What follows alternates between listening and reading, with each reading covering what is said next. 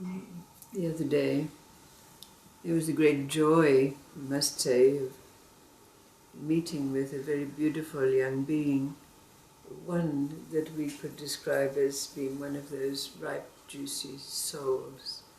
But arising out of that meeting was the reminder of a story that was really the crux of what was shared with this young being. So let's see if you can glean what the crux of that sharing was with this story. It's a story about Akbar.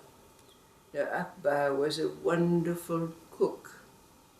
He was famous for the delicacies, the flavors, the subtleties of his soups.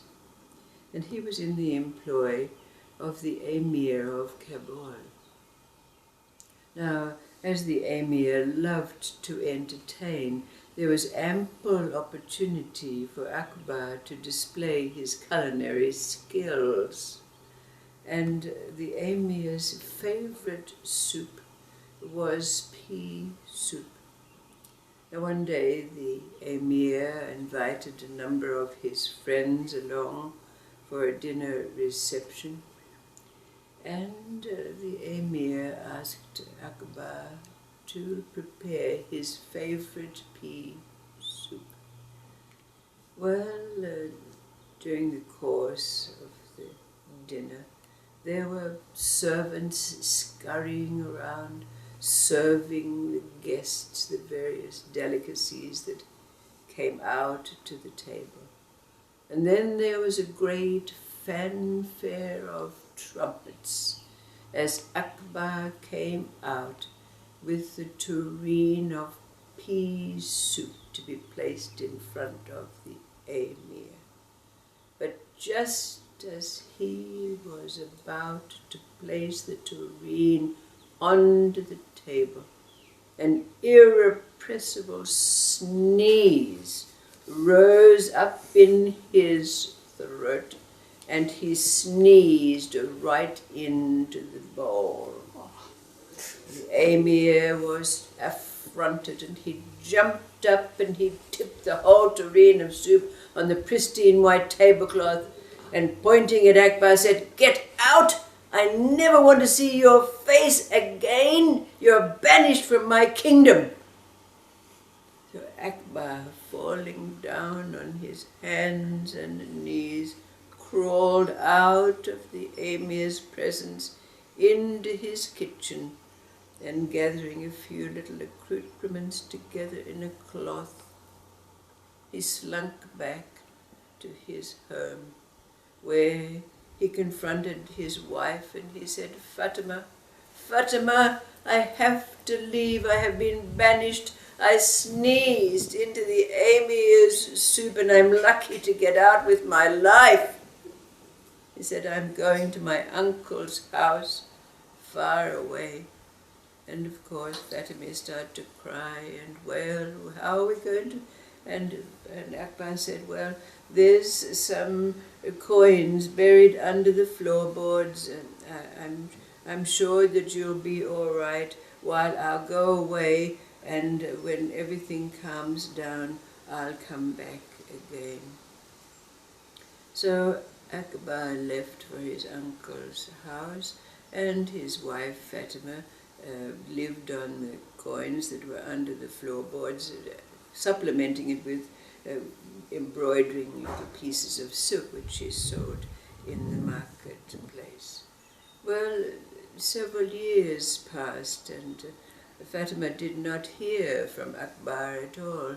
But finally, the other way around, Fatima sent a letter to Akbar, which finally reached him, which said, "Well, I think that everything has died down now. Nobody is speaking about you in the marketplaces now as it was before, because, of course, after that incident, everyone in Kabul knew what had happened in the Emir's palace. Everyone talked about it." But Akbar thought to himself, yes, I have been away for quite a long while now. It's almost 3 years, and You know, even maybe the Emir might have forgotten what has happened. And I want to go back and see my son that was born while I was away.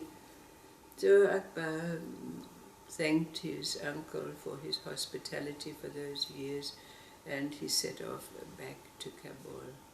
But just outside of town, when he was stopping at a well because he was very, very thirsty. It was a long way. It happened that there were two old women drawing water from the well just as Akbar was drinking. And Akbar overheard the women speaking together, and one said to the other, "Oh, tell me, how is your grandson? How old is he now?" And one woman said to the other, "Well, I think he's about 2.5 or 3, because he was born just at that time when Akbar sneezed into the Emir's soup."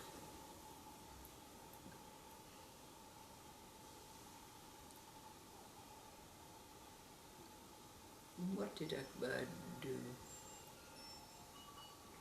What is the crux of this story for us, looking at our spiritual journey?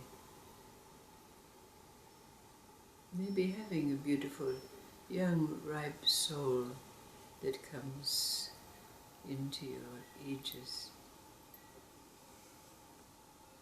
What is the message that this story holds, that we ourselves know from our own experience and can impart to a beautiful, ripe being?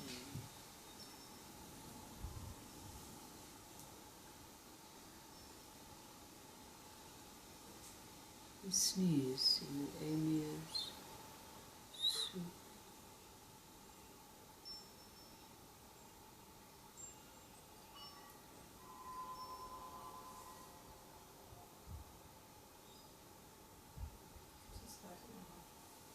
Call it fate or life or whatever, it takes its own time. Yes. Oh, there's no turning back, is there? There's no going back to the way it was. And we know what happens when that occurs for us. Once we accept that and the inevitability of it. It's like moving into the event horizon of the black hole, isn't it? We no longer belong to a self. We're at the mercy of something greater than our mind and our self. Wouldn't you agree? No turning back. Surrender. I said that to a young man. You did. Exactly that was not been seeking. Yes. I said, well, you know, once you start, there's no turning back. And the other thing is, and I said, be prepared for the ride, because it's not an easy path. It's a roller coaster. It's a roller coaster, that's right. It also felt in the story that you can run away, but you've always got to face yourself. It's inevitable. The sneeze is still there. Exactly. Whatever it is, we're reminded, okay, don't even try. No matter where you go, there you are. There, no matter where you go. I had a dream the other night. I haven't had a